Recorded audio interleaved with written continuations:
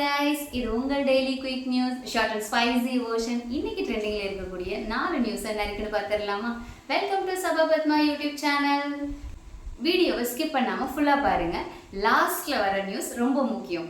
But அதுக்கு முன்னாடி Sabapadma YouTube சேனலை சப்ஸ்கிரைப் பண்ணாதவங்க சப்ஸ்கிரைப் பண்ணிட்டு பாருங்க.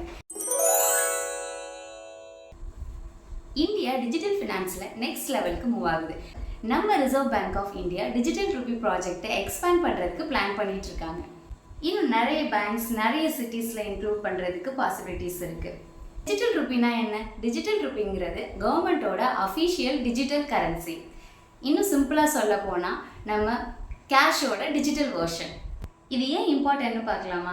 டிரான்சாக்ஷன் எல்லாம் இன்னும் ஃபாஸ்டராக ஆகும், செக்யூரிட்டி ஹை லெவலில் இருக்கும், ஃபேக் நோட்ஸ்லாம் அவாய்ட் பண்ணலாம். இப்போ டிஜிட்டல் ரூபி ஃபுல்லாக ரோல் அவுட் ஆனால் நம்ம எக்கனாமி கேஷ்லெஸ் சிஸ்டமாக மாறிடும். நீங்கள் டிஜிட்டல் ரூபியை யூஸ் பண்ண ரெடியாக இருக்கீங்களா? கமெண்ட்ஸில் சொல்லுங்கள்.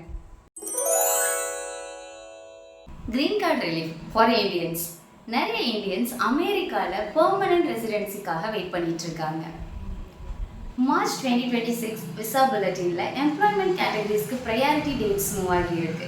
இதை ஆல்ரெடி வெயிட் பண்ணிட்டு இருக்கவங்களுக்கு டைம் கம்மியாகும். இப்போ இதில் யாரெல்லாம் பெனிஃபிட் ஆவாங்க? ID professionals, skilled workers, family long டைமாக விசாவுக்கு வெயிட் பண்ணிட்டு இருக்கவங்க, இவங்க எல்லாருக்குமே இது ஒரு நல்ல ஒரு ஆப்பர்ச்சுனிட்டியாக இருக்கும். உங்களோட ஃப்ரெண்ட்ஸ் யூஎஸில் இருந்தால் இந்த அப்டேட்டை ஷேர் பண்ணுங்கள். பிரேசிலியன் பிரசிடென்ட் நம்ம இந்தியாவுக்கு வந்திருக்காங்க. நம்ம பிரைம் மினிஸ்டர் நரேந்திர மோடி இன்னைக்கு நியூ டெல்லியில் அவங்கள வெல்கம் பண்ணியிருக்காங்க.